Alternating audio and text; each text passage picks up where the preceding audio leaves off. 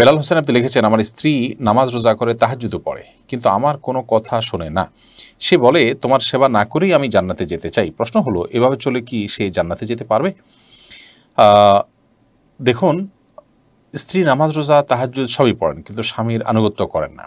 এটা যদি হয় তাহলে সেক্ষেত্রে অবশ্যই এটা তার দিনদারিতা এবং ধর্ম পালনের ত্রুটি, এবং এই ত্রুটি নিয়ে তিনি জান্নাতে যাওয়ার যে আকাঙ্ক্ষা ব্যক্ত করছেন সেটা সঠিক নয়। কিন্তু সেই সাথে আমি এও বলতে চাই যে আপনার কোন ধরনের কথা তিনি শুনেন না সেটি দেখার বিষয়। যদি আপনি তাকে অন্যায় কোনো কাজ করতে বলেন এবং সেটা তিনি না শুনেন, তাহলে সেক্ষেত্রে তার কারণে তার জান্নাতে যাওয়াটা বাধাগ্রস্ত হবে না ইনশাআল্লাহ তাআলা।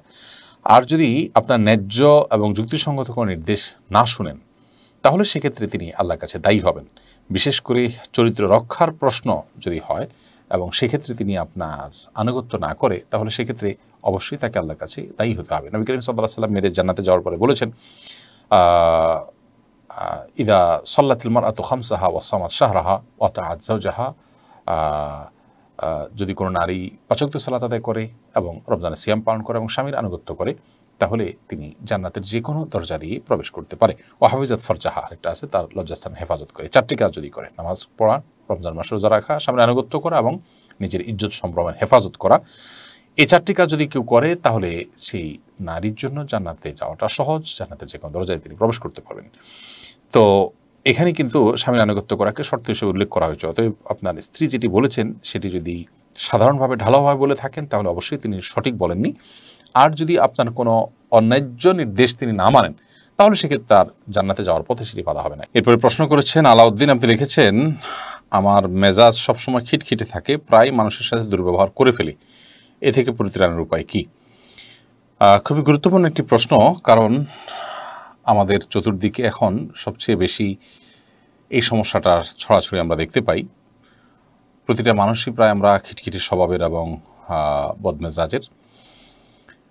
আর এই পরিস্থিতির অনেক কারণের ভিতরে একটি কারণ এটিও যে আমাদের লাইফস্টাইলটা আজ সুন্নাহ এর ব্যতিক্রম। আমরা এমন লাইফস্টাইল অনুসরণ করি যে লাইফস্টাইল আমাদেরকে খিটখিটকে মেজাজের এবং বদস্বভাবের করে তুলছে। গভীর রাত পর্যন্ত জেগে থাকা, সময় মতো না ঘুমানো, সুন্নাহকে ফলো না করা, বিভিন্ন ডিভাইসে আক্রান্ত হওয়া, অতিরিক্ত দুনিয়ামুখী হয়ে যাওয়া, আখিরাতকে ভুলে বসে থাকা, এসব বিষয়গুলো কিন্তু কম বেশি দায়ী আমাদের খিটখিটে স্বভাবের বা বদমেজাজের হয়ে যাওয়ার জন্য।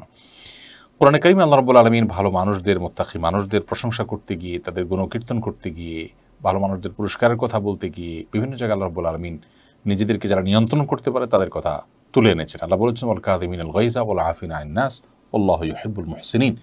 যারা ক্রোধকে সংবরণ করে সে মানুষগুলোকে আল্লাহ রাব্বুল আলামিন মুত্তাকি, পরহেজগার এবং ভালো মানুষদের কাতারে, আল্লাহর প্রিয়পাত্র এবং মুহসিনদের কাতারে শামিল করেছেন। সেজন্য একজন ঈমানদার তার রাগকে, ক্রোধকে নিয়ন্ত্রণ করার চেষ্টা তার মধ্যে থাকতে হবে। প্রিয় নবী সাল্লাল্লাহু আলাইহি সাল্লাম তার এক সাহাবীকে যখন তিনি উপদেশ চেয়েছেন, তখন তিনি উপদেশ করে বলেছিলেন, লা তাগদাব, তুমি গোসা করো না, রাগ করো না।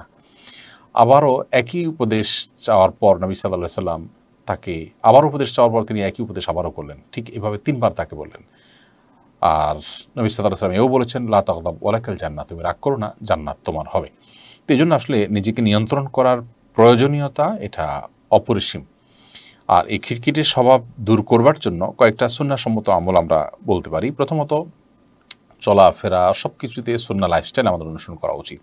রাতে তাড়াতাড়ি ঘুমিয়ে পড়া, পরিমিত ঘুম, পরিমিত খাবার, দুনিয়ার বাস্তবতা উপলব্ধি করা, আখিরাতের প্রতি ঈমানের যে বিশ্বাসের যে বিষয়টা আছে সেটা সেই জায়গা থেকে আল্লাহকে স্মরণ করা এবং জুহুদ ফিদ দুনিয়া, যেটা দুনিয়া বিমুখ থাকা, সেই জিনিসগুলো নিজের ভিতরে আনার চেষ্টা করা। পাশাপাশি আউযু বিল্লাহি মিনাশ শাইতানির রাজিম পাঠ করলেও ক্রোধ সংবরণ করা যায়। আল্লাহ সুবহানাহু ওয়া তাআলা বলেছেন, ইম্মা ইয়ানজাগান্নাকা মিনাশ শাইতানির নাজগুন ফাস্তাইজ বিল্লাহি মিনাশ শাইতানির রাজিম। শয়তান যদি তোমাকে খোঁচায়, শয়তানের খোঁচানোর ফলশ্রুতিতে, শয়তানের মানে প্ররোচনার প্রেক্ষিতে মানুষ শয়তানি কর্মকাণ্ড করে, এর ভিতরে বদ মেজাজ বা খিটখিটে স্বভাব একটি। এই জন্য আউযু বিল্লাহি মিনাশ শাইতানির রাজিম এটা পাঠ করলেও ক্রোধ নিয়ন্ত্রণে আসে, এটিও সুন্নাহ দ্বারা প্রমাণিত। আর এর পাশাপাশি অবস্থার পরিবর্তন করলেও রাগ প্রশমিত হয়। কারোর কোনো জায়গায় রাগ হয়েছে, তিনি সেই জায়গাটা, স্থানটা ত্যাগ করে ফেললে রাগটা কিছুটা প্রশমিত হয়ে যায়। দাঁড়ানো অবস্থা রাগ হলে তিনি বসে পড়লে, বসা অবস্থা রাগ হলে সে অবস্থাকে পরিবর্তন করে শুয়ে পড়তে পারলে রাগ প্রশমিত হয়।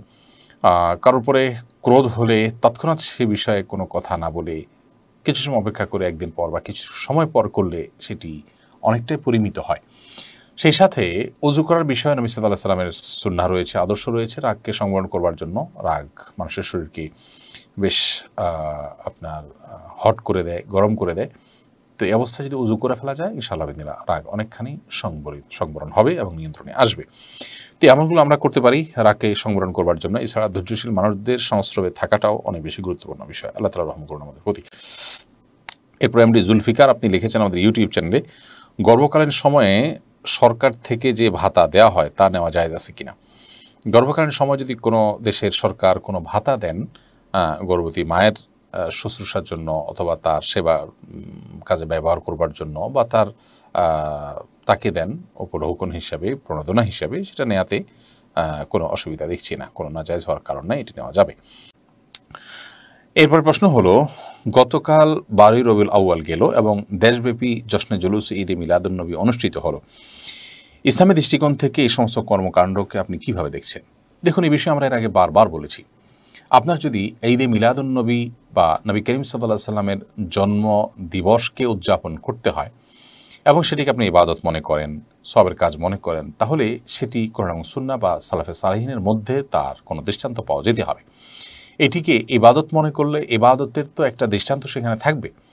সাহাবা ইকরাম কেউ নবী সাল্লাল্লাহু আলাইহি সাল্লামের জন্মদিবস, খোলাফা রাশিদাদের কেউ তার জন্মদিবস পালন করেছেন কিনা, নবী সাল্লাল্লাহু আলাইহি সাল্লাম নিজে করেছেন কিনা, এরকম কোনো দৃষ্টান্ত কিন্তু নবী করিম সাল্লাল্লাহু আলাইহি সাল্লাম বা সাহাবা ইকরাম বা খোলাফা রাশিদার জীবনে পাওয়া যায়নি। বিধায় আমরা নিজেদের থেকে এই কাজগুলো যখন করব নবী সাল্লাল্লাহু আলাইহি সাল্লামের মহব্বত বা ভালোবাসা, সেটা সঠিক কাজ হিসেবে বিবেচিত হবে না।